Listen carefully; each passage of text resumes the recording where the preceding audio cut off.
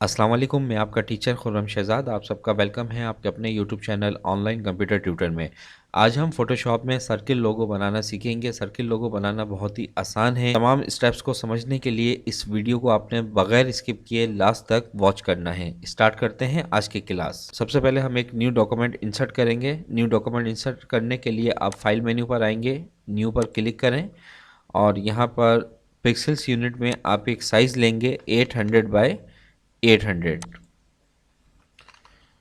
And resolution आप क्या रखना चाहते हैं वो आप यहाँ पे सेट कर लेंगे। इसके बाद क्रिएट 800 बाय 800 का न्यू डॉक्यूमेंट हमने इंसर्ट कर लिया है। देखिए अब हम यहाँ पर अपनी आसानी के लिए कुछ गाइडलाइंस ऐड करेंगे। इसके लिए आप व्यू टैब पर आएंगे, यहाँ आपको न्यू गाइड का एक ऑप्शन मिलेगा, इस पर आपने क्लिक करना है और यहाँ पर 50% horizontal okay, again view tab, new guide, vertical 50%। Okay, guideline add करने के बाद यहाँ पर हम एक इलिप्स शेप यानी कि सर्कल शेप इंसर्ट करेंगे। इसके लिए आप शेप टूल पर आएंगे और यहाँ से इलिप्स टूल को सिलेक्ट कर लेंगे और इसकी प्रॉपर्टीज़ बार से शेप को सिलेक्ट करें और इसके बाद गाइडलाइन के बिल्कुल सेंटर पॉइंट पर माउस के कर्सर को लेकर आएँ, क्लिक करें माउस को और 800 बाय 800 का एक सर्किल यानी कि इलिप्स शेप ड्रॉ करेंगे।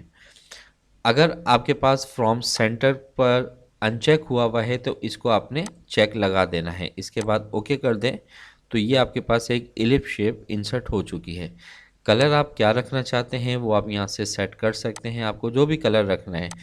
मैं यहाँ पे ग्रेडियंट अप्लाई करवा रहा हूँ तो यहाँ से ग्रेडियंट को सिलेक्ट करेंगे और यहाँ पर मुझे जो कलर चाहिए वो मैं ये कलर ले रहा हूँ।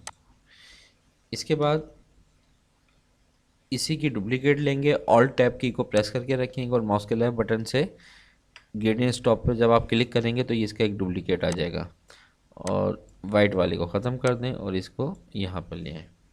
इसी तरह दोबारा मैं इसकी एक डुप्लीकेट ले रहा हूँ, कीबोर्ड से ऑल्ट की को प्रेस करके रखा, माउस के लेफ़्ट बटन को प्रेस करके ग्रेडियंट स्टॉप को यहाँ पर लाकर छोड़ दिया तो ये आपके पास डुप्लीकेट आ गया और यहाँ से डबल क्लिक करके मैं इसका कलर चेंज कर रहा हूँ,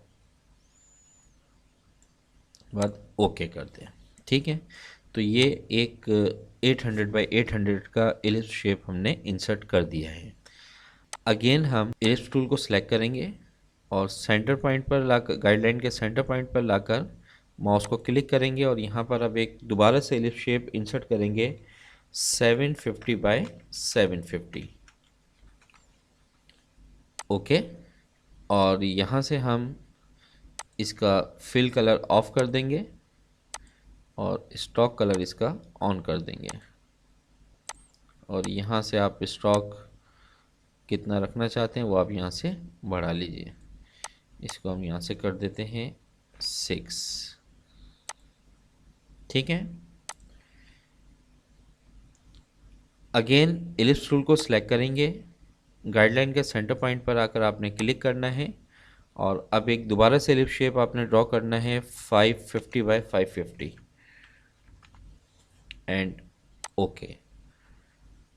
ठीक है, इसके बाद फिर दोबारा से इलिप्स टूल को सिलेक्ट करेंगे और इसकी प्रॉपर्टीज़ बार में जाकर शेप की जगह पाथ को सिलेक्ट करेंगे और यहाँ पर आएंगे, सेंटर पॉइंट पर क्लिक किया और यहाँ पर हमने साइज़ दे दिया 600 बाय 600 एंड ओके। तो ये गाइडलाइन हमारे पास आ गई है। टेक्स्ट टूल लेने के बाद इसकी प्रॉपर्टीज़ बार में जब आप आएंगे तो सबसे लास्ट ऑप्शन आपको टेक्स्ट की प्रॉपर्टीज़ का मिलेगा। यहाँ से इसको आप एक मरतबा रीसेट कर दीजिएगा क्योंकि बास मरतबा हमने यहाँ से फॉर्मेटिंग वगैरह चेंज की हुई होती है तो इसको बिल्कुल रीसेट कर दें। और अब यहाँ पर मैं जो टेक्स्ट टाइप करना चाह रहा हूँ वो फ़ॉन्ट यहाँ से सिलेक्ट कर रहा हूँ एरियल और यहाँ से इसको मैंने कर दिया बोल्ड और यहाँ से मैं सेंटर पॉइंट से क्लिक करके लिखना स्टार्ट कर रहा हूँ।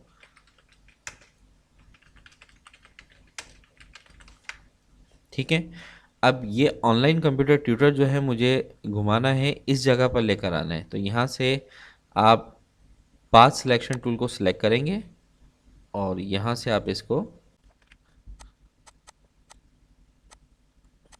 یہ دو پوائنٹس ہیں اس کے، جس طریقے سے آپ اس کو موو کرنا چاہتے ہیں، راؤنڈ کرنا چاہتے ہیں، وہ آپ آسانی سے کر سکتے ہیں۔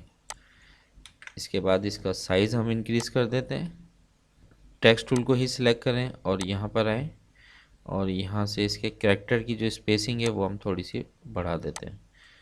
اس کے بعد دوبارہ سے ٹیکسٹ ٹول لیتے ہیں اور یہاں سے لیئر پینل میں آ کر پاتھ کو سلیکٹ کر لیں، ورک پاتھ پہ کلک کریں اور یہاں پر ہم پاتھ ٹول لیں گے اور اس کو ہم یہاں پر لیں گے۔ یہ سائز وغیرہ آپ اپنے حساب سے رکھ لیجئے گا جو بھی آپ رکھنا چاہتے ہیں۔ پاتھ سلیکشن ٹول لے کر اب میں اس کو سیٹ کر لیتا ہوں۔ اب یہ ہمیں جو ٹیکس ہے سیدھا کرنا ہے، تو اس کے لیے ہم اس کو اوپر کی طرف لے آئیں گے، ٹھیک ہے، اور یہاں سے اس کو مائنس میں لے جائیں۔ اس کے بعد یہاں پر یہ ایک شیپ ہے، اس کو میں یہاں پر لے کر آتا ہوں،